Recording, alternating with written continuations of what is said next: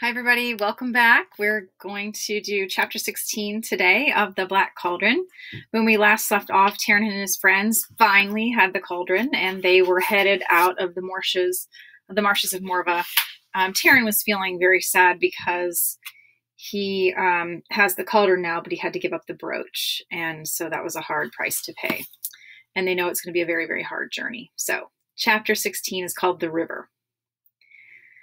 His night's sleep refreshed Taryn but little and hardly blunted the edge of his weariness. Nevertheless, at dawn, he roused the companions, and with much effort they began roping the Kraken to Luger and Melonlass. When they finished, Taryn glanced around, uneasy. There's no concealment for us in these moors, he said. I'd hoped that we might be able to keep to the flatlands where the journey'd be easier, but I feared that Arwen would have his Gwyntheans seeking for the Kraken. Sooner or later, they'll find us, and here they could fall on us like hawks on chickens. Please don't mention chickens, said the bard with a sour face. I had enough of that from Ordu. Gurgi will protect kind master, shouted Gurgi. Taryn smiled and put a hand on Gurgi's shoulder. I know you'll do your best, he said, but all of us together are no match for even one Gwyntheant. Taryn shook his head. No, he said reluctantly. I think we'd better return north to the forest of Idris. It's the longest way around, but at least it'll give us some cover. So Taryn's worried now. The moors are like rolling hills, and it's rather open ground. And he says, here we could easily be attacked or be seen. So he says, I think we better head to the forest. Well, lead on then, said Fluter. A flam never falters, though what my aching bones might do is another matter. Crossing the moorlands, the companions journeyed without difficulties. But once within the forest of Idris, the Kraken grew more burdensome. Although the trees and bushes offered concealment and protection, the paths were narrow. Luger and Melonlass stumbled often, despite their most valiant efforts, and they could barely drag the cauldron through the brush. Taryn called a halt. Our horses have borne all they can, he said, patting the lathered neck of Melonlass. Now it's our turn to help them. Oh, I wish Dolly were here, he sighed. I'm sure he'd find an easier way to carry the Kraken. He'd think of something clever, like making a sling out of branches and vines. Well, there, cried Elenwy. You just said it yourself. You're doing amazingly well without Adon's brooch. With their swords, Taryn and the bard cut some stout branches while Elenwy and Gurgi stripped the vines from the tree trunks. Taryn's spirits lifted a little when he saw the sling taking shape according to his plan. The companions hoisted up the Kraken and set off again. But even with the sling and all their strength, their progress was slow and painful. Oh, poor weary arms, moaned Gurgi. Oh, moilings and toilings, this evil pot is a cruel, wicked master to all of us. Oh, sorrow! Fainting Gurgi will never leave Caerdalban again. Taryn gritted his teeth as the rough branches bit his shoulders. He too felt like it seemed the ugly, heavy Kraken had gained some sort of strange life of its own. The Kraken, squat and blood-darkened, lurched behind him as he stumbled through the brush. It caught on jutting tree limbs, as though eager to clutch onto them. Often at these sudden checks, the companions would lose their footing and go sprawling. Then laboriously they were obliged to set the Kraken back in its sling again. Though the weather was chill enough to turn their breath white, their clothing was drenched with sweat and nearly ripped to shreds by the grasping brambles. So this way through the forest is much tougher than the hills, even though they're more protected here. The trees had begun to grow more dense, and the ground rose toward the comb of a hill. For Taryn, the Kraken seemed to gain weight with every step they took. Its leering, gaping mouth taunted him, and the cauldron dragged at his strength as he heaved and struggled along the ascending trail. So they're going upward now, and it's really tough. The companions had nearly reached the crest of the hill when one of the carrier's branches snapped. The Kraken plunged to the ground, and Taryn fell headlong. Painful, picking himself up and rubbing his shoulder, he stared at the spiteful cauldron and he shook his head. It's no use, Taryn gasped. We'll never get through the forest. No sense trying. You sound like Gwistel, Elenwy remarked. If I didn't have my eyes open, I could barely tell the difference.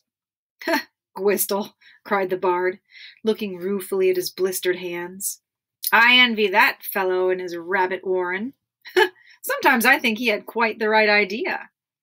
Remember how Gwistle was hiding had his home inside the bushes. So Fluter says, oh, I envy him hiding in a little hole. We're too few of us to carry such a heavy burden, Taryn said hopelessly. With another horse or maybe another pair of hands, we might have a chance. We're only deceiving ourselves if we think we can bring the cauldron all the way to Caerdalban. Well, that may be true, Elenwy sighed wearily, but I don't know what else we can do, except keep on deceiving ourselves, and perhaps by that time we'll be home.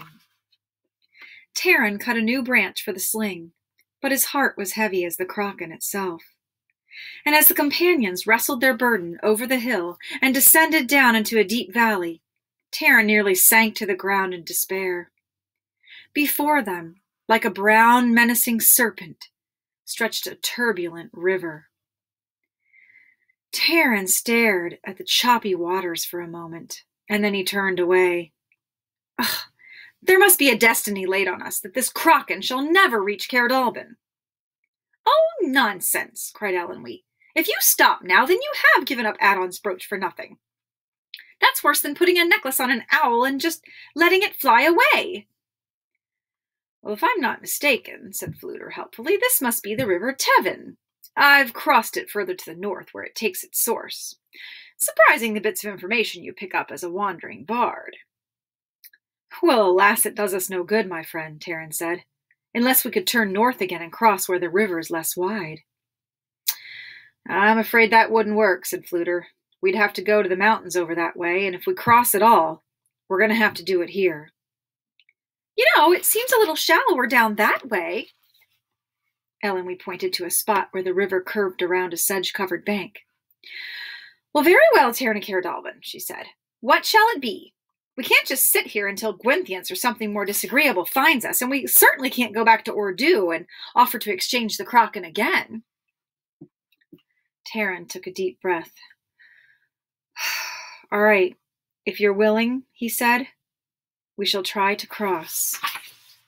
Slowly struggling under the cruel weight, the companions brought the Kraken to the riverbank, while Gurgi, leading the horses, cautiously set one foot then the other into the stream. Taryn and the bard shouldered the sling. Elenwy followed beside them, steadying the swaying cauldron. The icy water slashed at Taryn's legs like a knife. He dug his heels into the riverbed, seeking a firmer foothold. He plunged deeper. Behind him, the straining, grunting Fluter did his best to avoid dropping his end of the sling. The chill of the river took Taryn's breath away. His head spun, and the branches nearly slipped from his numb fingers. For one moment of terror, he felt himself falling. But his foot found a rock, and he braced himself on it. The vines creaked and tensed as the weight of the cauldron shifted. The companions were in midstream now, and the water rose only to their waists. Taryn raised up his streaming face.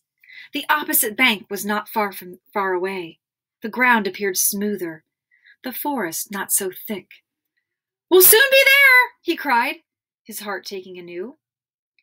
Gurgi, he saw, had already led the horses from the water and was turning back to help the toiling companions. Closer to the bank, the river bottom turned stony. Blindly, Taryn picked his way through the treacherous rocks. Ahead rose a number of high boulders, as he warily guided the Kraken past them. Gurgi was reaching out his hands when Taryn heard a sharp cry from the bard. The cauldron lurched. With all his strength, Taryn heaved forward. Elenwy seized the cauldron by its handle and tugged desperately. Taryn flung himself to the dry ground. The Kraken rolled on its side and sank into the muddy shallows. Taryn turned back to help Fluter. The bard, who'd fallen heavily against the rocks, was struggling to the shore. His face was white with pain. His right arm hung uselessly at his side. Is it broken? Is it broken? Fluter moaned as Taryn and Elenwy hurried to help him up the bank. I'll be able to tell in a moment, Taryn said, helping the stumbling bard to sit down and propped him against an adler tree. He opened Fluter's cloak, slit the sleeve of his jacket, and carefully examined the damaged arm. Terence saw quickly that the bard's fall had not only been severe, but that one of the cauldron's legs had actually given him a deep gash in his side. Yes, Terence said gravely, I'm afraid it is. At this, the bard set a loud lament and bowed his head. Oh, terrible, terrible, he moaned. A flam is always cheerful, but this is too much to bear. It was a bad accident, Eloise said, trying to hide her concern. But you mustn't fuss so. It can be fixed. We'll bind it up. Useless, cried Fluter in despair. It'll never be the same. Oh, it's the fault of that beastly Kraken. That wretched thing struck at me deliberately, I'm sure of it. You'll be all right, I promise you, Taran reassured the sorrowful bard. He tore several wide strips from his cloak. You'll be good as new in a little while, he added. Of course, you won't be able to move your arm until it's healed. Arm? Cried Fluter. It's not my arm that worries me. It's my harp. Well, your harp's in a lot better state than you are, said Eloise, taking the bard's instrument from his shoulder and setting it in his lap. Oh, great Boleyn, you gave me a shock, Fluter said, caressing his harp with his free hand. Arms? Naturally, they heal themselves with no trouble at all. I've broken a dozen... Well, let's just say I snapped my wrist once during a little sword play. In any case, I have 2 arms, but only 1 harp. The bard heaved an immense sigh of relief. Ah, indeed, I feel better already. He wasn't worried about breaking an arm. He was worried about his harp being broken. Despite Fluter's brave grin, Taran saw the bard was suffering from pain more than he chose to admit. Quickly and gently, Taran finished making a splint and winding strips around it, and then brought herbs from Luger's saddlebag. Chew on these herbs, he told Fluter. They will ease your pain. And you better stay perfectly still for a while. Perfectly still, cried the bard. Not now, of all times. We have to fish that vile pot up out of the river. Taran shook his head. The 3 of us will try to raise it. With a broken arm, even a flam wouldn't be that much help. Well, by no means, cried Fluter. A flam is always helpful. He struggled to raise himself from the ground, and then he winced and fell back again. Gasping from the pain of his exertion, he looked dolefully at his injury. Taran uncoiled the ropes, and with Gurgi and Eloise following, he made his way from the shallows. The Kraken lay half submerged in the water. The current eddied around its gaping mouth, and the cauldron seemed to be muttering defiance. So the water in the cauldron's making a small sound, and it seems like it's daring them to come near. The sling, Taran saw, was undamaged, but the cauldron was caught firmly between the boulders. He looped a rope and cast it over a jutting leg, directing Gurgi and Eloise to pull when he signaled. He waded into the river, bent down, and tried to thrust his shoulder under the cauldron. Gurgi and Eloise hauled it with all their strength. The Kraken did not move. Soaked to the skin, his hands numb, Taran wrestled vainly with the cauldron. Breathless, he staggered back to the shore, where he attached ropes to Luger and Melonlass. Once again, Taran returned to the icy stream. He shouted to Eloise, who led the horses away from the river. The ropes tightened. The steeds labored.